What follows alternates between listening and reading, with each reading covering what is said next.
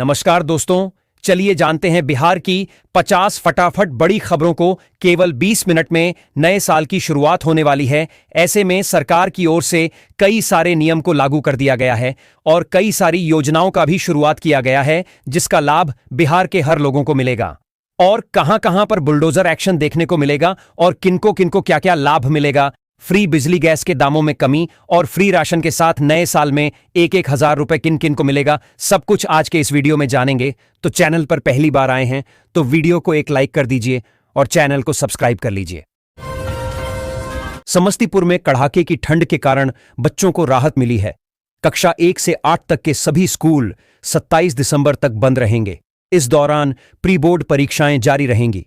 शीतलहर को देखते हुए यह फैसला लिया गया है, जिससे छात्रों के स्वास्थ्य पर प्रतिकूल प्रभाव न पड़े। बिहार में ग्रामीण सड़कों की सूरत बदलने और भ्रष्टाचार पर लगाम लगाने के लिए नीतीश सरकार ने एक क्रांतिकारी कदम उठाया है। अब राज्य के नागरिक केवल एक QR कोड स्कैन करके खराब सड़कों की शिकायत सीधे विभाग से कर सकेंगे। बिहार के कई जिले में प्रधानमंत्री आवास योजना के तहत फर्जीवाड़ा सामने आया है, जहां पर लोगों ने प्रधानमंत्री आवास योजना के तहत पहली किस्त का पैसा पा लिया, परंतु अभी तक घर नहीं बनाया है और पैसे को हजम कर गया। ऐसे लोगों पर प्रशासन ने सख्त कार्रवाई लागू की है और पैसे हजम कर जाने वाले लोगों से वसूली की जाएगी और इन्हें आवास योजना का लाभ भी नहीं मिलेगा। लालू प्रसाद के बेटे तेज प्रताप यादव ने अपनी बहन के जन्मदिन पर सोशल मीडिया पर एक भावुक पोस्ट शेयर किया। उन्होंने अपनी बहन चंदा को जन्मदिन की शुभकामनाएं देते हुए अंग्रेजी में अपनी भावनाएं व्यक्त की। तेज प्रताप ने अपनी बहन के समर्थन और प्यार के लिए आभार व्यक्त किया और हमेशा साथ रहने का वादा किया। उन्होंने अपनी बहन को अपना सहारा बताया और उन्हें ढेर सारा प्यार दिया। बूंदी जिले में खटीकों की गली कागदी देवरा निवासी दिहाड़ी मजदूर लेखराज को प्रधानमंत्री आवास योजना के तहत पक्का मकान मिला है। लंबे समय से कच्चे और जर्जर मकान में रह रहे लेखराज का पक्के घर का सपना अब साकार हो गया है। बिहार के बक्सर जिले में राशन कार्ड बनवाने का सुनहरा अवसर है। जिले में एक विशेष कैंप का आयोजन किया जा रहा है, जो 31 दिसंबर तक चलेगा। यह उन लोगों के लिए एक अच्छा मौका है जिनका राशन कार्ड अभी तक नहीं बना है। इस कैंप के माध्यम से वे आसानी से अपना राशन कार्ड बनवा सकते हैं और सरकारी योजनाओं का लाभ उठा सकते हैं। पटना में राजद नेता ने भाजपा के राष्ट्रीय कार्यकारी अध्यक्ष नितिन नवीन के स्वागत में पोस्टर लगाया, जिससे राजनीतिक गलियारों में चर्चा शुरू हो गई। इस अप्रत्याशित कदम के पीछे का कारण भी सामने आया है।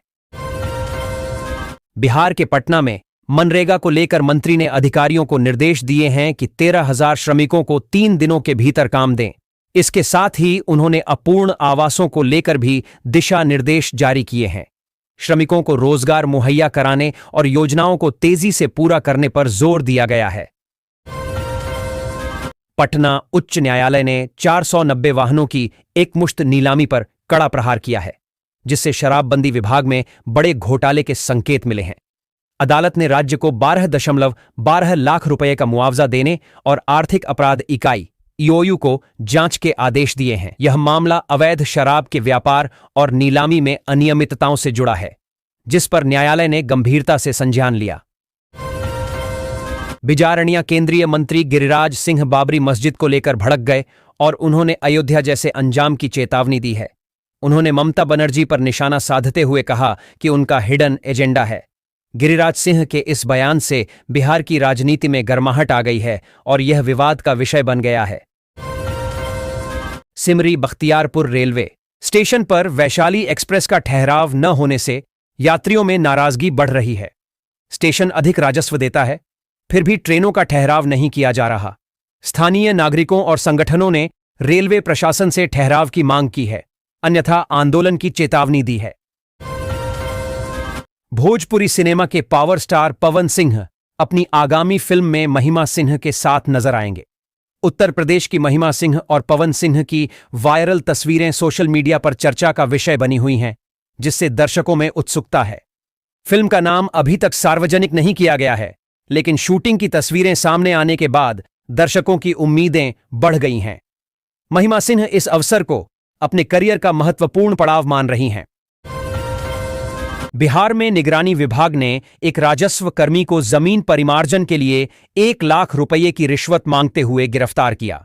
यह गिरफ्तारी पटना में हुई, जहां राजस्व विभाग के एक अधिकारी को घूस लेते रंगे हाथों पकड़ा गया।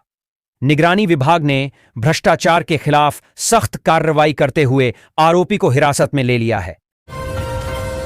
दरभंगा जिले के बेनीपुर अनुमंडल क्षेत्र में किसानों के लिए कृषि ऋण की प्रक्रिया सरल हो गई है। किसान क्रेडिट कार्ड के माध्यम से कम ब्याज दर पर ऋण उपलब्ध कराया जा रहा है, जिससे खेती किसानी को मजबूती मिल रही है। केसीसी योजना का उद्देश्य किसानों को बीज, खाद, कीटनाशक, सिंचाई, फसल कटाई व कृषि से जुड़े खर्चों के लिए समय पर वित्तीय सहायता प्रदान करना है। बोधगया में भारतीय सेना अग्निवीर भर्ती रैली की तैयारी के लिए समाहरणालय में सम्मेलन हुआ। 4 जनवरी से 20 मार्च 2026 तक मगध विश्वविद्यालय मैदान में रैली होगी। कर्नल आरबुआ मदन मोहन ने रैली संचालन की जानकारी दी। जिलाधिकारी शशांक शुभंकर ने तैयारियों का मूल्यांकन किया और सहयोग का आश्वासन दिया। दक्षिण बिहार के 11 जिलों से 7,000 पुरुष अभ्यर्थी शामिल होंगे। बिहार में माफियाओं के खिलाफ सरकार सख्त हो गई है। उप मुख्यमंत्री सम्राट चौधरी के ऐलान के बाद जमीन, बालू और शराब माफिया पर कार्रवाई शुरू हो गई है। पहले चरण में 20 माफियाओं की करीब 55 करोड़ रुपए की संपत्ति जब्त करने की प्रक्रिया शुरू हो गई है। आर्थिक अपराध इकाई ने ईडी को प्रस्ताव भेजा है, जिसमें राजद के पूर्व विधायक रीतालाल यादव के भाई का नाम भी शामिल है। सीबीएसई 10वीं बोर्ड परीक्षा में छात्रों को प्रश्नों के उत्तर सावधानीपूर्वक देने होंगे। परीक्षा में बेहतर अंक प्राप्त करने के लिए सही रणनीति और तैयारी महत्वपूर्ण है। छात्रों को प्रश्न पत्र को ध्यान से पढ़ना चाहिए और समय का प्रबंधन करना चाहिए। प्रत्येक प्रश्न का उत्तर स्पष्ट और सटीक होना चाहिए। मधेपुरा सदर अस्पताल में सिजेरियन ऑपरेशन के बाद एक प्रसूता की मौत हो गई। परिजनों ने आशा कार्यकर्ता पर 3,000 रुपए लेकर पुरुष चिकित्सक से ऑपरेशन कराने का आरोप लगाया है। जिलाधिकारी ने मामले की जांच के आदेश दिए हैं। सिविल सर्जन ने 3 सदस्यीय कमेटी गठित की है। परिजनों ने दोषी चिकित्सक और आशा के खिलाफ कार्रवाई की मांग की है। बिहार सरकार की प्राक परीक्षा प्रशिक्षण योजना आर्थिक रूप से कमजोर छात्रों के लिए एक वरदान है। पिछड़ा और अति पिछड़ा वर्ग के छात्रों को सिविल सेवा और एसएससी जैसी परीक्षाओं के लिए मुफ्त कोचिंग दी जा रही है। इस योजना में छात्रों को गुणवत्तापूर्ण शिक्षा, प्रोत्साहन राशि और डिजिटल संसाधन मिलते हैं। मधेपुरा जिले के मुरलीगंज प्रखंड में कृषि विभाग ने 2 खाद बीज दुकानों के लाइसेंस निलंबित कर दिए हैं। अनियमितता पाए जाने के बाद विभाग ने इन दुकानों को कारण बताओ नोटिस भी जारी किया है। बिहार में सामाजिक सुरक्षा योजनाओं की निगरानी की जाएगी। अधिकारी जिलों में जाकर योजनाओं से संबंधित जानकारी जुटाएंगे। इस पहल का उद्देश्य योजनाओं के क्रियान्वयन को बेहतर बनाना और यह सुनिश्चित करना है कि लाभ सही लाभार्थियों तक पहुंचे। सरकार योजनाओं की प्रगति पर कड़ी नजर रखेगी और आवश्यक सुधार करेगी। औरंगाबाद में पीएम सूर्य घर योजना के तहत 110 घरों का बिजली बिल शून्य हो गया है।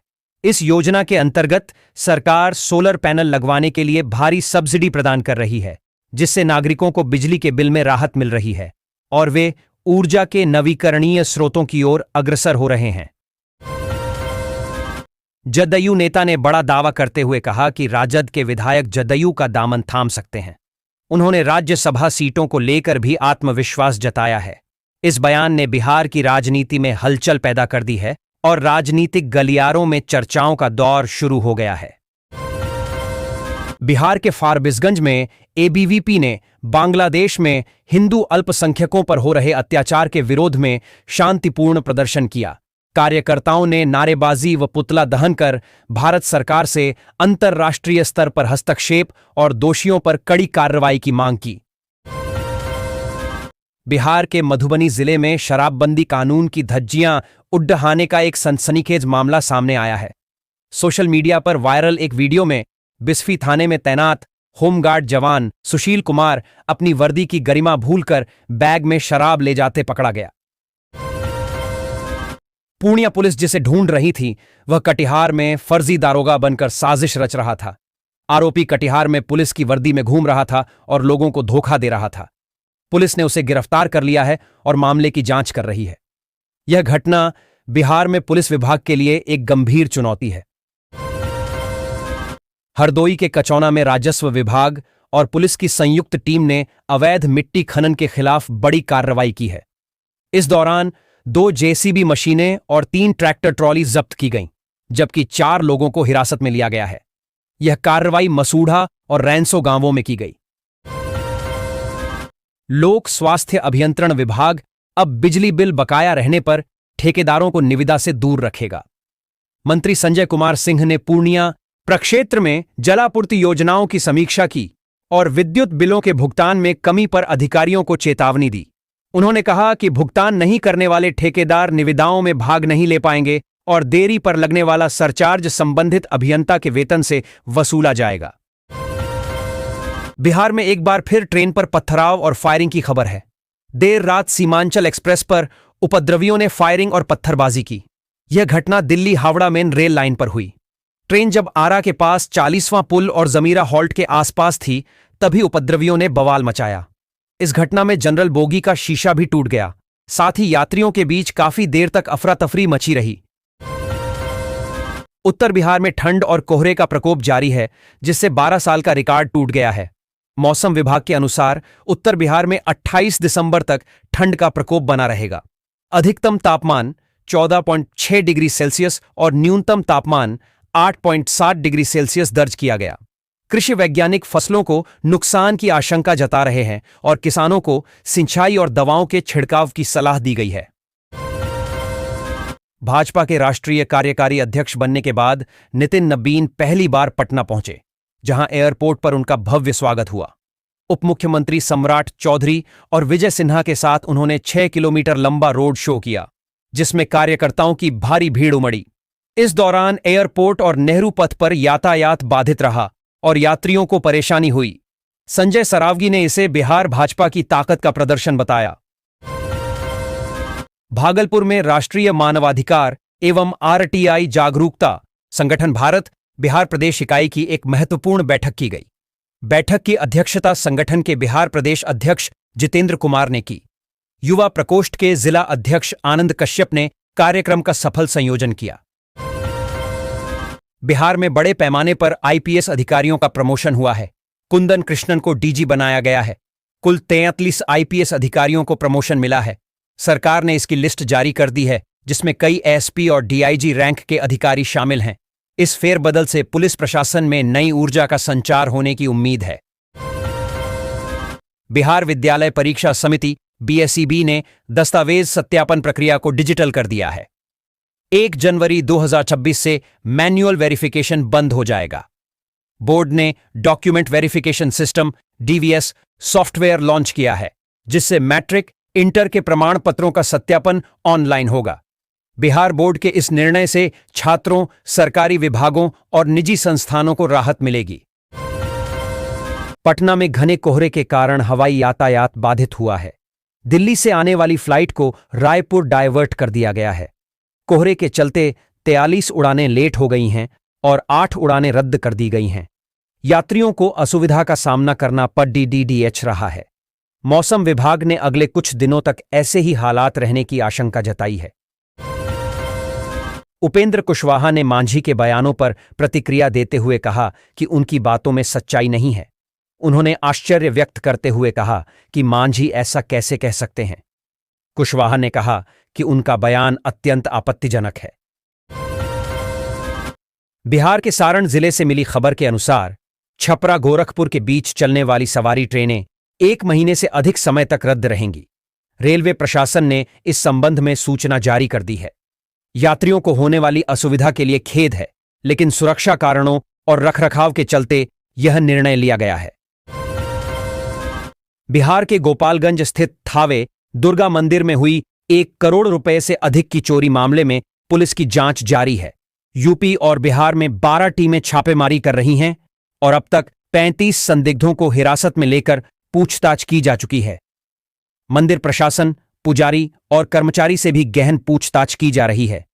सुरक्षा बढ़ा दी गई है और सीसीटीवी फुटेज के आधार पर चोरी का खुलासा जल्द होने की संभावना है। बिहार में इमरजेंसी रिस्पॉन्स सिस्टम डायल 112 अब सिर्फ एक हेल्पलाइन नंबर नहीं बल्कि भरोसे का नाम बनता जा रहा है। रिस्पॉन्स टाइम के मामले में बिहार देश भर में दूसरे स्थान पर है। औसतन 12 मिनट में पुलिस की टीम कॉल करने वाले तक पहुंच जाती है।